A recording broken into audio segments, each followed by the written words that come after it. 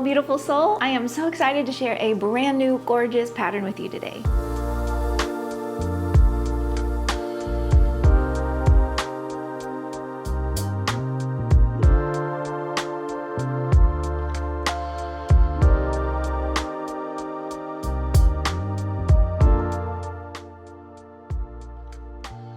I'm thrilled to announce Interlaced by Rebecca Leith. This is a gorgeous textured sweater scarf that's just as fun to knit as it is to wear. This design is a little bit scarf, a little bit sweater, a little bit shrug, and 100% cozy. And this pattern is knit, but if you prefer to crochet, we do have a really similar pattern in crochet if you would like to check that one out. If you haven't made or worn this type of pattern before, I think you're in for a treat. You get a little bit of warmth on your arms and your shoulders without the warmth of a full-on sweater or a cardigan. I think this would be really fun to wear on a special lunch date or a special dinner. It kind of reminds me of those old Hollywood stoles that you'd see the fancy ladies wearing, like Dorothy Dandridge or Liz Taylor or like Marilyn Monroe. I thought they were so beautiful. I grew up watching all those old movies. It does feel a little bit fancy, but honestly, you can toss it on over a tank of jeans and wear it to the grocery store. Interlaced gets its name from all of these gorgeous cables that you see throughout the body of the pattern. They're twisting, they're turning, they're connecting, just like the ties that bind us all together. I love knitting cables because no matter how many times I work them, they always feel like magic. A twist here, a turn there, and then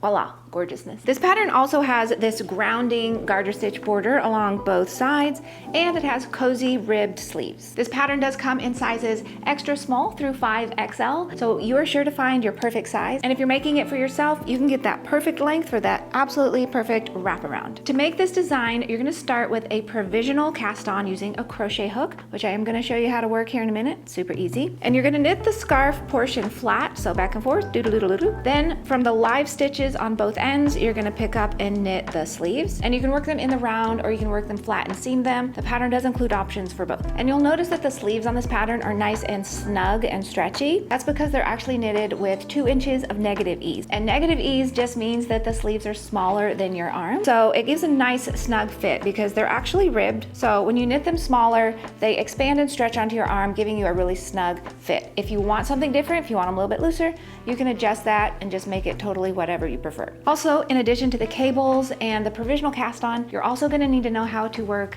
the mattress stitch if you're working your sleeves flat, and I will be showing you how to do that here in a minute. Oh, and I did want to mention that this pattern includes both written instructions as well as charts, so whichever method you prefer, you'll be golden.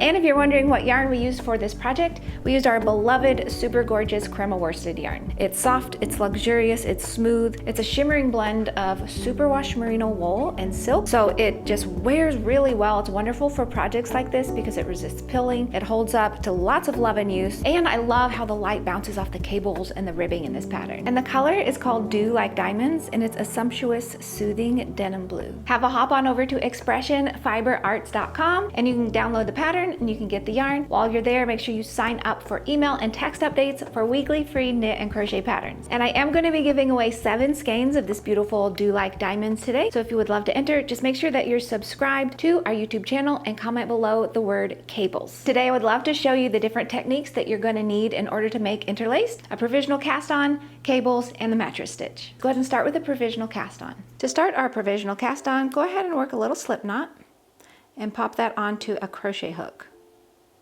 And we'll begin with just a few chains, 3 is fine, and then go ahead and grab your knitting needle and you're going to place it over the yarn. Now we're just going to work some crochet chains around the needle.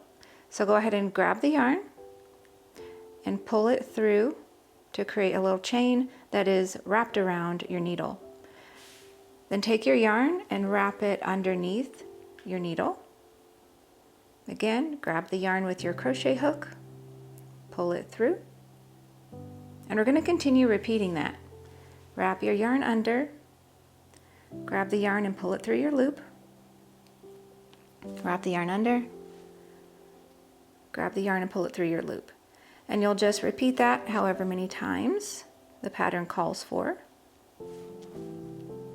And you can just use scrap yarn for this. We're not going to end up actually having this in our project.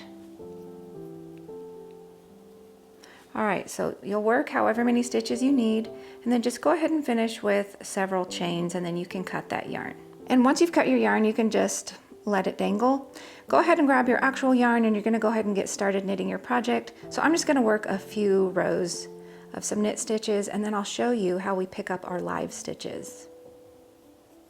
I've gone ahead and knitted a few rows. So this is your actual project and we're gonna come back and pick up live stitches by unraveling our provisional cast on.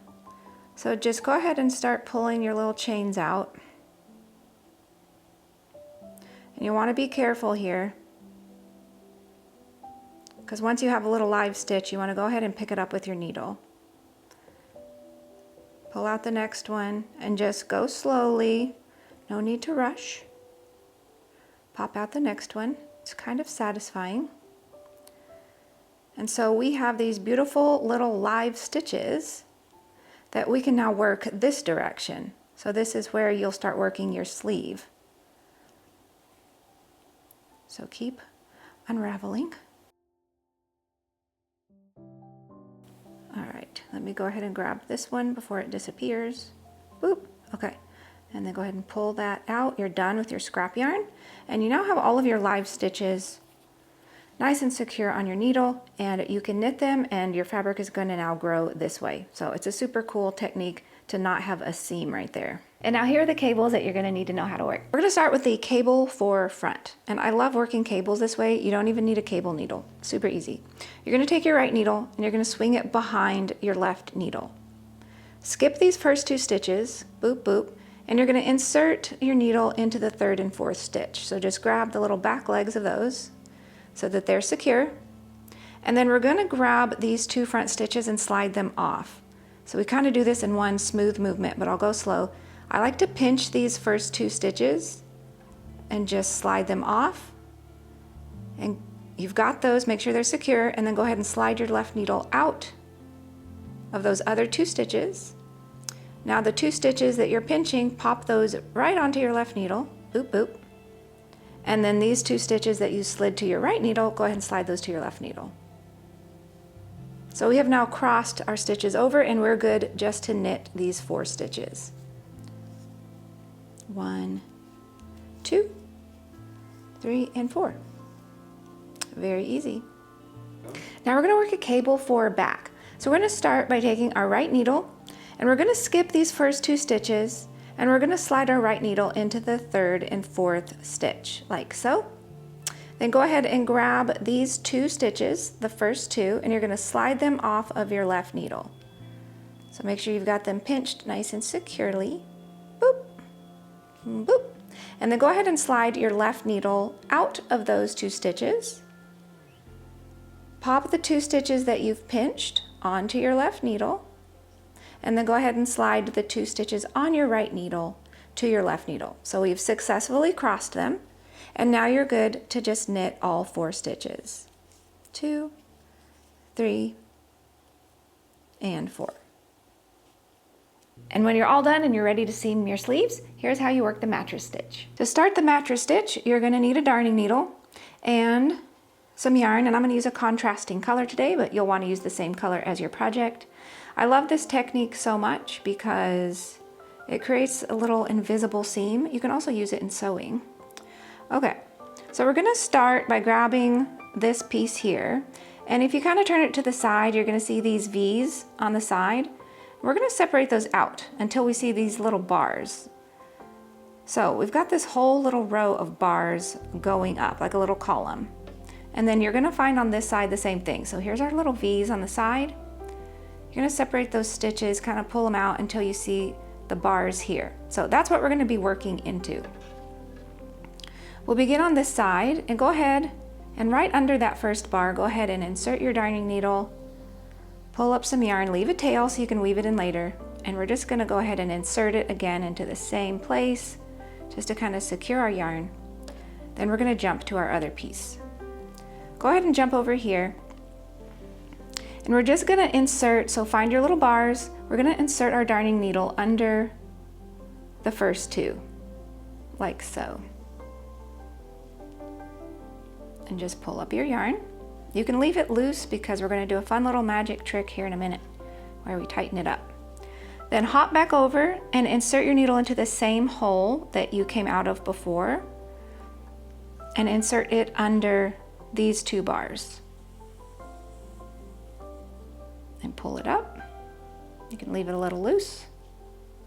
Hop over to this side and insert your needle where you came out of before.